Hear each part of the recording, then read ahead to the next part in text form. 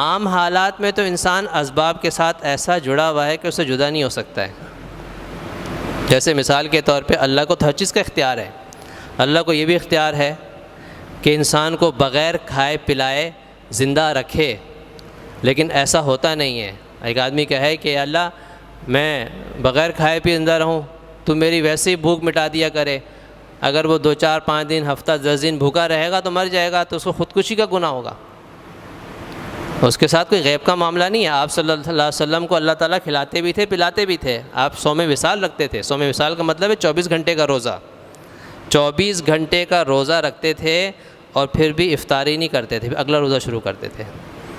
پھر 24 گھنٹے گزرتے، پھر اگلا روزہ شروع کرتے، پھر 24 گھنٹے درمیان میں کچھ کھانا پینا نہیں. صحابہ نے کہا ہم بھی ایسا روزہ رکھیں گے. چند صحابہ نے صوم وصال شروع کر دیا، روزہ 24 گھنٹے کا روزہ، اس کے بعد کچھ کھایا پیا نہیں، اگلا روزہ شروع کر دیا. آپ صلی اللہ علیہ وسلم فرمایا، آپ کو پتہ چل گیا، آپ نے فرمایا کہ بھائی یہ تمہارے لیے جائز نہیں ہے، تم نہ رکھو، کیونکہ تم میرے جیسے نہیں ہو. مجھے اللہ کھلاتا ہے پلاتا ہے، میں بغیر کھائے پیے بھی میری بھوک پیاس اللہ تعالیٰ مٹا دیتا ہے. تمہارے ساتھ یہ معاملہ نہیں ہے، اس لیے تم نہیں رکھو یہ صوم وصال. تو منع کر دیا. تو آپ صلی اللہ علیہ وسلم کے معاملات امت سے ہٹ کر تھے. آپ صلی اللہ علیہ وسلم کے شروع میں جب مدینہ منورہ آئے تھے، دشمن بہت تھے. یہودیوں کا بھی قبیلے کچھ آباد تھے. یہودیوں کے قبیلے مدینہ میں معلوم ہے کیوں آباد تھے، حالانکہ یہودیوں کا اصل وطن فلسطین ہے. حضرت موسیٰ علیہ السلام کا مصر اور فلسطین. تو یہودی مدینہ کے پاس بہت آباد ہو گئے تھے. خیبر میں یہودی تھے سارے، مدینہ کے پاس ہی. بنو قریظہ، بنو قینقاع، بنو نذیر، سارے یہودیوں کے قبیلے تھے. یہ لوگ آئے تھے، ان کو پتہ چلا تھا تورات کی پیشن گوئی کے مطابق کہ بھئی آخری زمانے کے جو نبی آئیں گے وہ مدینہ میں آئیں گے. تو آخری زمانے کے آخری نبی کی تلاش میں یہ لوگ آئے تھے، مدینہ منورہ کے ارد گرد آ کے بس گئے تھے زمانے سے. انتظار میں تھے کہ نبی آخر الزمان کب تشریف لائیں گے. اور جب نبی آخر الزمان آ گئے تو سب سے بڑی مخالفت بھی نہیں یہودیوں نے کی. بہت کم ایمان لے کر آئے، کیونکہ ان کو سب سے بڑا حسد یہ تھا کہ بنی اسرائیل میں سے نبی کیوں نہیں آیا.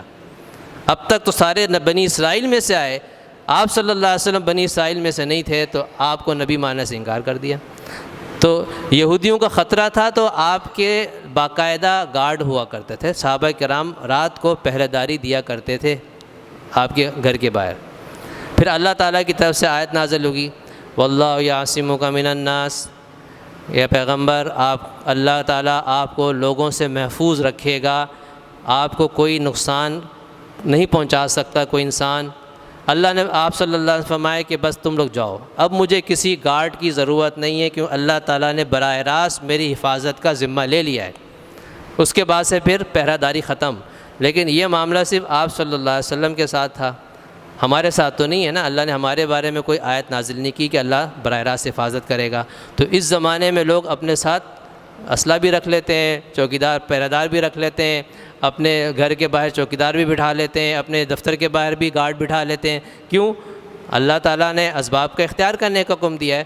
اگر اسباب اختیار نہ کرنا تو ہم میں سے کون ہے جو دکان کو بغیر تالے کے بند کر کے آ جائے؟ ہر آدمی اپنی دکان پہ تالا لگا کے آتا ہے. پتہ ہے مال و اسباب موجود ہے، حفاظت کرنے والا اللہ ہے، لیکن بھروسہ اللہ پر، نظر اللہ پر، اسباب اختیار کر کے